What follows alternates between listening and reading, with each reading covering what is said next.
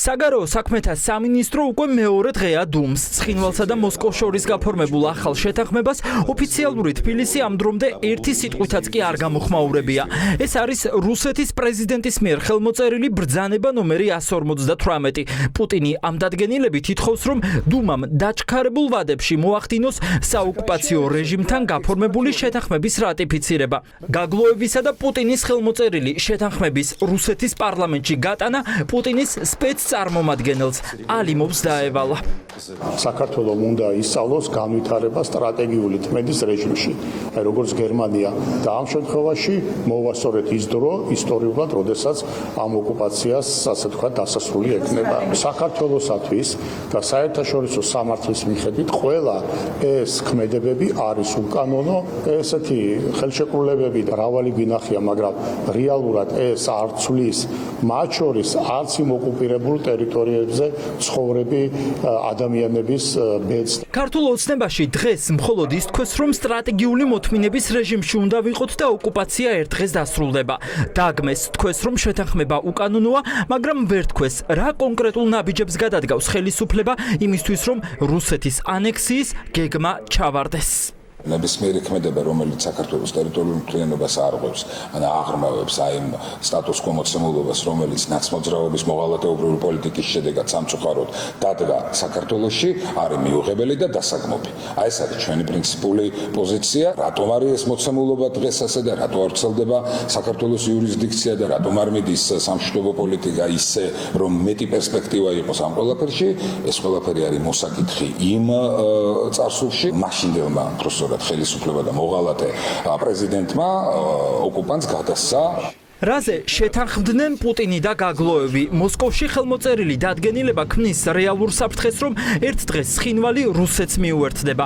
არც საოკუპაციო რეჟიმის წარმომადგენელი მალავს, რომ მიზანი ოსი ხალხის გაერთიანებაა. ნებისმიერი ესკალაცია კატასტროფული იქნება. რუსეთ-საქართველოს ურთიერთობებში არაფერია უფრო გამაღიზიანებელი, ვიდრე აფხაზეთთან და სამხრეთ ოსეთთან დაკავშირებული საკითხები. ეს აიძულებს საქართველოს კვლავ დასავლეთისკენ შებრუნდეს და ევროკავშირში გაწევრიანებაზე საუბროს, რაც რუსეთისთვის სრულიად არახელსაყრელია, ხოლო საქართველოს მიერ ლოიალობის დაკარგვა რუსეთის სრულ დამარცხებას ნიშნავს ამიერკავკასიაში, რითაც დაკარგავს სამხრეთისკენ მიმავალ ნებისმიერ სახმელეთო დერეფანს. დოკუმენტი ფორმალურად ითვალისწინებს თანამშრომლობის გაფართოებას, თავდაცვის, უსაფრთხოების, ეკონომიკის, ინფრასტრუქტურისა და სოციალური პოლიტიკის დარგში. ეტაპობრივად დაიწყებენ ენერგეტიკული, სატრანსპორტო და სატელეკომუნიკაციო სისტემების გაერთიანებას. რა უძღოდა ამ შეთანხმებას წინ?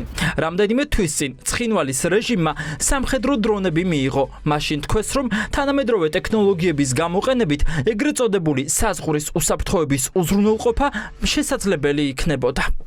კონდათ ოპტიკურ ბოჭკოანზე აწყობილი უპილოტო საფრენის საშუალებები, კვადროკოპტერები, გადასცეს სამხრეთ ოსეთის თავდაცვის ძალებს და ესე იგი პირველი იყო ეს მესიჯი, რომ მას გადაეცემა თანამედროვე შეერაღება, რაც სამწუხაროდ არ ჩანს ჩვენ საქართველოს თავდაცვის სამინისტროში. რუსეთთან ურთიერთობებს აღრმავებს აფხაზეთის საოკუპაციო რეჟიმიც. მოსკოვიდან დაბრუნების შემდეგ ბადრა გუმბა სოხუმში შეხვდა ადგილობრივ მოსახლეობას. პუტინთან გამართული შეხვედრის შემდეგ აფხაზეთის დე-ფაქტო ლიდერი ხალხს უმტკიცებს, რომ რუსეთთან მეტი სიახლოვე და ეკონომიკური კავშირების შენარჩუნება სასიცოცხლოდ არის მნიშვნელოვანი. ჩვენ გვაქვს ამოცანა, რომ დავიცვათ ჩვენი ქვეყანა. ამას ჩვენ რუსეთთან ურთიერთობის გარეშე ვერ შევძლებთ. ყველაფერი, რაც დღეს ხდება, ეს არის დიდი წინგადადგმული ნაბიჯი ჩვენი ქვეყნისთვის.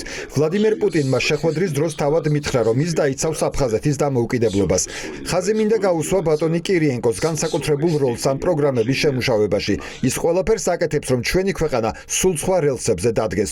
საქართველოს ორივე ოკუპირებულ ტერიტორიაზე ახლა რუსული გავლენებია მოძლიერებული და ანექსიის გეგმა ამოქმედებული. საქართველოს ხელისუფლება კი გვარწმუნებს, რომ ოკუპაციას სტრატეგიული მოთმინება დაასრულებს.